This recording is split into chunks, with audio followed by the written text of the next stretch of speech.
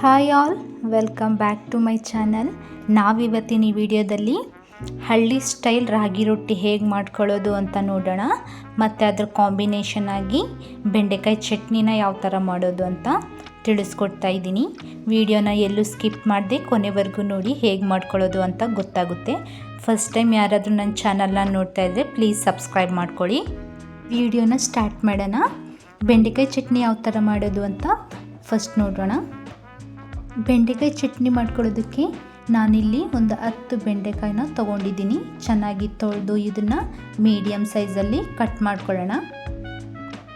ಬೆಂಡೆಕಾಯಿ ಇಷ್ಟೇ ಬೇಕು ಅಂತ ಏನಿಲ್ಲ, ನಿಮಗೆ ಎಷ್ಟು ಬೇಕೋ ಅಷ್ಟನ್ನು ನೀವು ಬೆಂಡೆಕಾಯಿನ ತೊಗೋಬೋದು.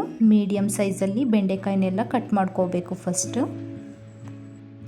ಬೆಂಡೆಕಾಯಿ ಚಟ್ನಿ ಮಾಡ್ಕೊಳ್ಳೋದು ತುಂಬಾ ಈಸಿ ಮತ್ತು ಬೇಗ ಆಗುತ್ತೆ. ತುಂಬ ಟೇಸ್ಟಿಯಾಗಿರುತ್ತೆ. ರೋಟಿ ಜೊತೆಗೆ ಅಷ್ಟೇ ಅಲ್ಲ, ಚಪಾತಿ, ಮುದ್ದೆ, ಅನ್ನದ ಜೊತೆಗೂ ಸೂಪರ್ ಕಾಂಬಿನೇಷನ್ ಅಂತಲೇ ಹೇಳ್ಬೋದು. ಈ ಚಟ್ನಿನ ಮಿಸ್ ಮಾಡದೆ ನೀವು ಒಂದ್ಸಲ ಟ್ರೈ ಮಾಡಿ. ಈಗ ಬೆಂಡೆಕಾಯಿ ಎಲ್ಲ ಕಟ್ ಮಾಡ್ಕೊಂಡಿದ್ದಾಗಿದೆ. ಒಂದು ಮೀಡಿಯಮ್ ಸೈಜ್ ಟೊಮ್ಯಾಟೊ, ನಮಗೆ ಖಾರ ಎಷ್ಟು ಬೇಕೋ ನೋಡ್ಕೊಂಡು ಅಷ್ಟು ಹಸಿಮೆಣ್ಸಿನ್ಕಾಯಿನ ತೊಗೋಬೇಕು. ಫಸ್ಟ್ ಇಲ್ಲಿ ಹಸಿಮೆಣ್ಸಿನ್ಕಾಯಿನ ಚೆನ್ನಾಗಿ ಎಣ್ಣೆಯಲ್ಲಿ ಫ್ರೈ ಮಾಡ್ಕೋಬೇಕು. ಸ್ಟವ್ ಆನ್ ಮಾಡಿಕೊಂಡು ಅದ್ರ ಮೇಲೆ ಒಂದು ಪ್ಯಾನ್ ಇಟ್ಟು ಹಸಿಮೆಣ್ಸಿನ್ಕಾಯಿನ ಹಾಕ್ಕೊಳ್ತಾ ಇದ್ದೀನಿ. ಹಸಿಮೆಣ್ಸಿನ್ಕಾಯಿನೂ ಅಷ್ಟೇ ಖಾರ ನೋಡಿಬಿಟ್ಟು ತೊಗೊಳ್ಳಿ. ನಾನಿಲ್ಲಿ ಸ್ಪೈಸಿಯಾಗಿ ಬೇಕು ಚಟ್ನಿ ಅಂತ ಸ್ವಲ್ಪ ಹಸಿಮೆಣ್ಸಿನ್ಕಾಯಿನ ಜಾಸ್ತಿ ಹಾಕ್ಕೊಳ್ತಾ ಇದ್ದೀನಿ. ಬೆಂಡೆಕಾಯಿ ಚಟ್ನಿಗೆ ಖಾರ, ಹುಳಿ, ಉಪ್ಪು ಮೂರೂ ಪರ್ಫೆಕ್ಟಾಗಿ ಹಾಕಿದ್ರೇ ಟೇಸ್ಟ್ ಚೆನ್ನಾಗಿರೋದು. ಇದರಲ್ಲಿ ಯಾವುದಾದ್ರೂ ಒಂದು ಮಿಸ್ ಮಾಡಿದ್ರೂ ಟೇಸ್ಟ್ ಅಷ್ಟೊಂದು ಚೆನ್ನಾಗಿರೋದಿಲ್ಲ. ಹಸಿಮೆಣ್ಸಿನ್ಕಾಯಿನ ಸ್ವಲ್ಪ ಹೊತ್ತು ಫ್ರೈ ಮಾಡಿಕೊಂಡು ಮತ್ತು 1 ಟೇಬಲ್ ಸ್ಪೂನ್ ಎಣ್ಣೆ ಹಾಕ್ಕೊಂಡು ಚೆನ್ನಾಗಿ ಹುರ್ಕೋಬೇಕು. ನಾನು ವಿಡಿಯೋದಲ್ಲಿ ತೋರಿಸ್ತಾ ಇದ್ದೀನಲ್ಲ, ಈ ಥರ ಆಗಬೇಕು. ಹಸಿಮೆಣ್ಸಿನ್ಕಾಯಿ ಎರಡೂ ಸೈಡು ಚೆನ್ನಾಗಿ ಫ್ರೈ ಆಗಿದೆ. ಇದನ್ನು ನಾವು ಜಾರಿಗೆ ಹಾಕ್ಕೊಳ್ಳೋಣ.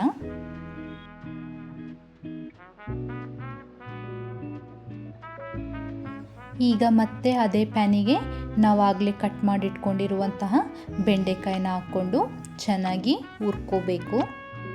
ಬೆಂಡೆಕಾಯಿನೂ ಅಷ್ಟೇ ನಾವು ಮೀಡಿಯಮ್ ಫ್ಲೇಮಲ್ಲಿಟ್ಟು ಚೆನ್ನಾಗಿ ಫ್ರೈ ಮಾಡ್ಕೋಬೇಕು. ಬೆಂಡೆಕಾಯಲ್ಲಿರೋ ಜೆಲ್ಲಿನೆಸ್ ಎಲ್ಲ ಹೋಗಬೇಕು. ಅಷ್ಟರವರೆಗೂ ನಾವು ಚೆನ್ನಾಗಿ ಹುರ್ಕೋಬೇಕು. ಬೆಂಡೆಕಾಯಿನ ಮೀಡಿಯಮ್ ಫ್ಲೇಮಲ್ಲಿ ಇಟ್ಟು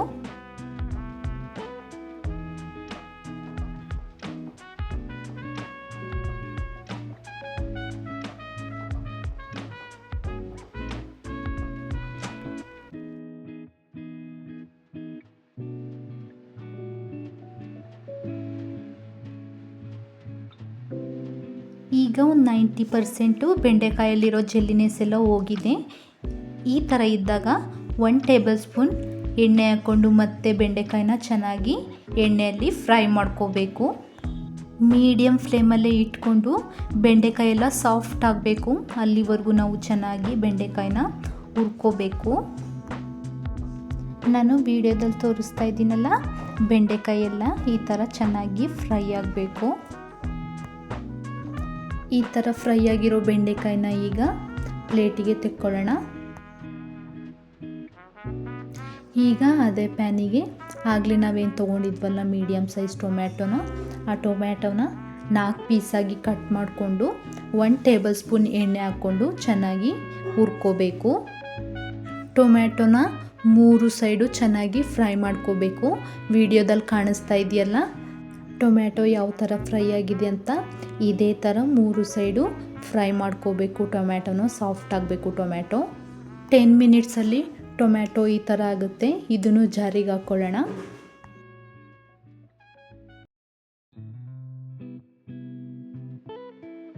ಈಗ ಇದೇ ಜಾರಿಗೆ ಒಂದು ಮೀಡಿಯಮ್ ಸೈಜು ಬೆಳ್ಳುಳ್ಳಿನ ಸುಲಿದು ಹಾಕ್ಕೋಬೇಕು.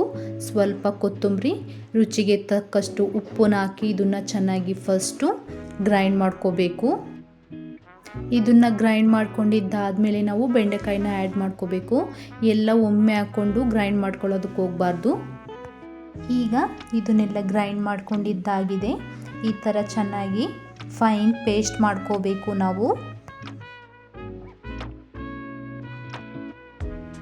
ಇವಾಗ ಇದೇ ಜಾರಿಗೆ ನಾವಾಗಲೇ ಹುರಿದಿಟ್ಕೊಂಡಿರುವಂತಹ ಬೆಂಡೆಕಾಯಿನ ಹಾಕ್ಕೊಂಡು ಗ್ರೈಂಡ್ ಮಾಡ್ಕೋಬೇಕು.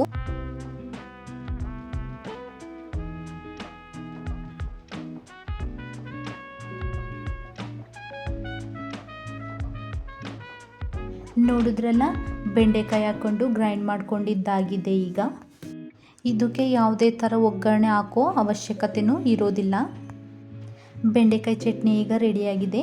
ಇದ್ರ ಕಾಂಬಿನೇಷನ್ ಆಗಿ ನಾನಿಲ್ಲಿ ರಾಗಿ ರೊಟ್ಟಿನ ಮಾಡ್ಕೊಳ್ತಾ ಇದ್ದೀನಿ.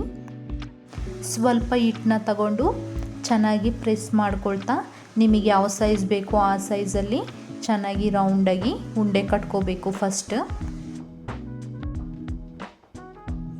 ಇದ್ರ ಮೇಲೆ ಸ್ವಲ್ಪ ರಾಗಿ ಹಿಟ್ಟನ್ನ ಉದುರಿಸ್ಕೊಂಡು ಚೆನ್ನಾಗಿ ನಾವು ಚಪಾತಿನ ಯಾವ ಥರ ಲಟ್ಟಿಸ್ಕೊಳ್ತೀವೋ ಆ ಥರ ನಿಧಾನಕ್ಕೆ ಲಟ್ಟಿಸ್ಕೋಬೇಕು. ಜಾಸ್ತಿ ಪ್ರೆಷರ್ ಹಾಕಬಾರ್ದು, ಲೈಟಾಗಿ ಮೇಲೇ ಲಟ್ಟಿಸ್ಕೋಬೇಕು. ನಿಮಗೆ ಯಾವ ಸೈಜ್ ಬೇಕೋ ಆ ಸೈಜು ನೋಡಿಬಿಟ್ಟು ಚೆನ್ನಾಗಿ ಲಟ್ಟಿಸ್ಕೊಳ್ಳಿ. ಎಲ್ಲಿ ದಪ್ಪ ಅನ್ನಿಸ್ತಿದೆಯೋ ಆ ಕಡೆ ನೋಡ್ತಾ ಲಟ್ಟಿಸ್ಕೋಬೇಕು. ಎಲ್ಲ ಸೈಡು ಸೇಮ್ ಇರಬೇಕು. ಒಂದು ಕಡೆ ದಪ್ಪ ಒಂದು ಕಡೆ ತೆಳುವು ಇರಬಾರ್ದು. ಹಿಟ್ಟನ್ನ ಇದು ಯಾವ ಥರ ಕಲಿಸ್ಕೋಬೇಕು ಅಂತಂದರೆ ಬಿಸಿನೀರಲ್ಲೇ ಕಲಿಸ್ಕೋಬೇಕು. ರಾಗಿ ರೊಟ್ಟಿ ಮಾಡೋದಕ್ಕೆ ತಣ್ಣೀರನ್ನ ಯೂಸ್ ಮಾಡಬಾರ್ದು. ನಾನಿಲ್ಲಿ ಹಿಟ್ಟು 1 ಕಪ್ ರಾಗಿ ಹಿಟ್ಟು ತೊಗೊಂಡ್ರೆ ಸೇಮ್ ಕಪ್ಪಷ್ಟೇ ಗೋಧಿ ಹಿಟ್ಟನ್ನು ತೊಗೊಂಡಿದ್ದೀನಿ. ನಿಮಗೆ ಬೇಕು ಅಂದರೆ ಜೋಳದ ಹಿಟ್ಟನ್ನು ಹಾಕ್ಕೋಬೋದು. ಈ ಥರ ಎಲ್ಲ ಹಿಟ್ಟು ಮಿಕ್ಸ್ ಮಾಡಿ ಮಾಡ್ಕೊಳ್ಳೋದ್ರಿಂದ ಹೆಲ್ತಿಗೂ ತುಂಬ ಒಳ್ಳೆಯದು ಮತ್ತು ರೋಟಿನೂ ಅಷ್ಟೇ ಸಖತ್ ಟೇಸ್ಟಿಯಾಗಿರುತ್ತೆ. ನಾನು ಹಿಟ್ಟನ್ನ ಸ್ವಲ್ಪ ಜಾಸ್ತಿ ತೊಗೊಂಡಿದ್ದೆ, ಆದ್ದರಿಂದ ರೋಟಿ ಸ್ವಲ್ಪ ದೊಡ್ಡದಾಗಿ ಬಂದಿದೆ. ಈಗ ನಾನು ಇದನ್ನು ನನಗೆ ಯಾವ ಸೈಜ್ ಬೇಕೋ ಆ ಸೈಜಲ್ಲಿ ರೌಂಡಾಗಿ ಕಟ್ ಮಾಡ್ಕೊಳ್ತಾ ಇದ್ದೀನಿ. ನಿಮಗೆ ಬೇಕು ಅಂದರೆ ಹಾಗೇನೂ ಹಾಕ್ಕೋಬೋದು.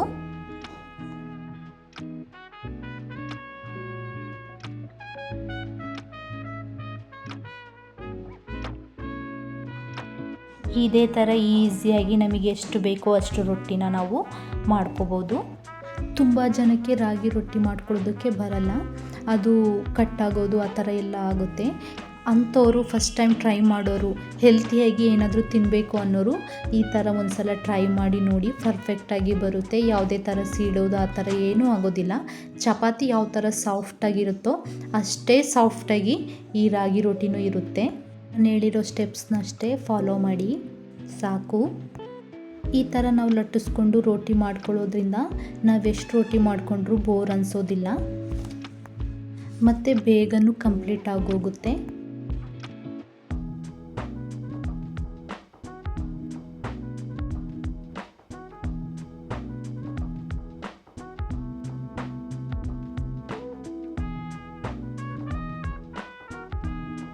ಈಗ ನನಗೆ ಎಷ್ಟು ಬೇಕೋ ಅಷ್ಟು ರೋಟಿನ ನಾನು ಲಟ್ಟಿಸ್ಕೊಂಡಿದ್ದಾಗಿದೆ. ಇವನ್ನ ಸುಟ್ಕೊಳ್ಳೋಣ. ಸ್ಟವ್ ಆನ್ ಮಾಡಿಕೊಂಡು ಅದ್ರ ಮೇಲೆ ಒಂದು ಪ್ಯಾನ್ ಇಟ್ಕೋಬೇಕು. ಪ್ಯಾನ್ ಸ್ವಲ್ಪ ಚೆನ್ನಾಗಿ ಬಿಸಿ ಆಗಿದ್ದಾದಮೇಲೆ ರೋಟಿನ ಹಾಕ್ಕೋಬೇಕು. ಹಾಕಿದ ತಕ್ಷಣ ಇದನ್ನು ಫ್ಲಿಪ್ ಮಾಡೋದಕ್ಕೆ ಹೋಗಬಾರ್ದು. 1 to 2 ಮಿನಿಟ್ಸಲ್ಲಿ ವಿಡಿಯೋದಲ್ಲಿ ಕಾಣಿಸ್ತಾ ಇದೆಯಲ್ಲ, ಈ ಥರ ಎಲ್ಲ ಬಬಲ್ಸ್ ಬರೋದಕ್ಕೆ ಸ್ಟಾರ್ಟ್ ಆಗುತ್ತೆ. ಈಗ ನಿಧಾನಕ್ಕೆ ರೋಟಿನ ನಾವು ಫ್ಲಿಪ್ ಮಾಡ್ಕೋಬೇಕು. ಹೆಂಚು ಚೆನ್ನಾಗಿ ಕಾದ ಮೇಲೇ ನಾವು ರೋಟಿನ ಹಾಕ್ಕೋಬೇಕು. ಕಾಯೋದಕ್ಕೂ ಮುಂಚೆ ನಾವು ರೋಟಿನ ಹಾಕ್ಕೊಂಡ್ರೆ ಹೆಂಚಿಗೆ ಎಲ್ಲ ಸ್ಟಿಕ್ ಆಗೋಗುತ್ತೆ, ರೋಟಿ ಎದ್ದೊಳೋದಿಲ್ಲ ಚೆನ್ನಾಗಿ. ಈಗ ಇದಕ್ಕೆ 1 ಟೇಬಲ್ ಸ್ಪೂನ್ ಎಣ್ಣೆನ ಹಾಕ್ಕೊಂಡು ಚೆನ್ನಾಗಿ ಎಲ್ಲ ಕಡೆ ಸ್ಪ್ರೆಡ್ ಮಾಡ್ಕೋಬೇಕು.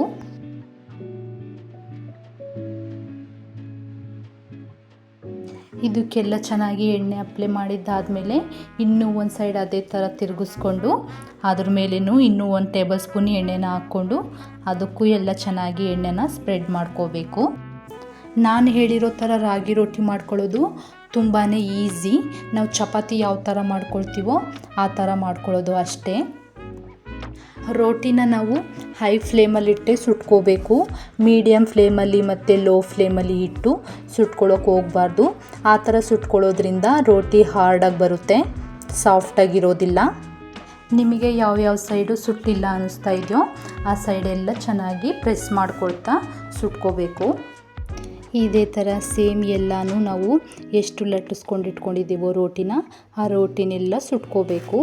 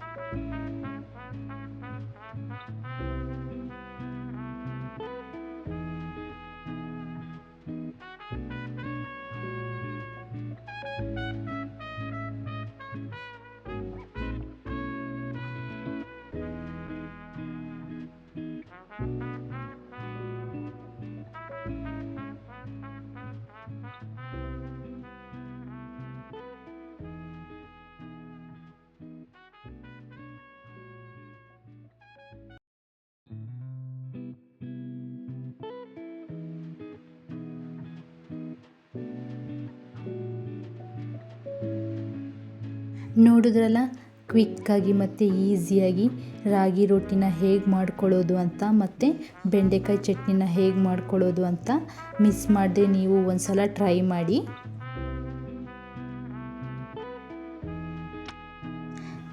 ಈ ಬೆಂಡೆಕಾಯಿ ಚಟ್ನಿ ರಾಗಿ ರೋಟಿ ಜೊತೆ ಅಷ್ಟೇ ಮಾತ್ರ ಅಲ್ಲ, ಮುದ್ದೆ, ಚಪಾತಿ, ರೈಸ್ ಜೊತೆನೂ ಸಹ ತುಂಬ ಚೆನ್ನಾಗಿರುತ್ತೆ. ತುಂಬಾ ಈಸಿನೂ ಮಾಡ್ಕೊಳ್ಳೋದು. ಚಟ್ನಿಯಲ್ಲಿ one of my favourite chutney ಅಂತಲೇ ಹೇಳ್ಬೋದು. ತಪ್ಪದೆ ನೀವು ಒಂದು ಸಲ ಟ್ರೈ ಮಾಡಿ. ನಿಮಗೂ ಈ ವಿಡಿಯೋ ಇಷ್ಟ ಆದರೆ ಪ್ಲೀಸ್ ಲೈಕ್ ಮಾಡಿ, ಶೇರ್ ಮಾಡಿ, ಹಾಗೆ ಸಬ್ಸ್ಕ್ರೈಬ್ ಮಾಡ್ಕೊಳ್ಳೋದನ್ನು ಮರಿಬೇಡಿ. ನೀವು ಸಬ್ಸ್ಕ್ರೈಬ್ ಮಾಡ್ಕೊಳ್ಳೋದ್ರಿಂದ ನಾನಿಡೋ ಪ್ರತಿಯೊಂದು ವೀಡಿಯೋಸು ನಿಮಗೆ ಬೇಗ ರೀಚ್ ಆಗುತ್ತೆ. Thank you for watching.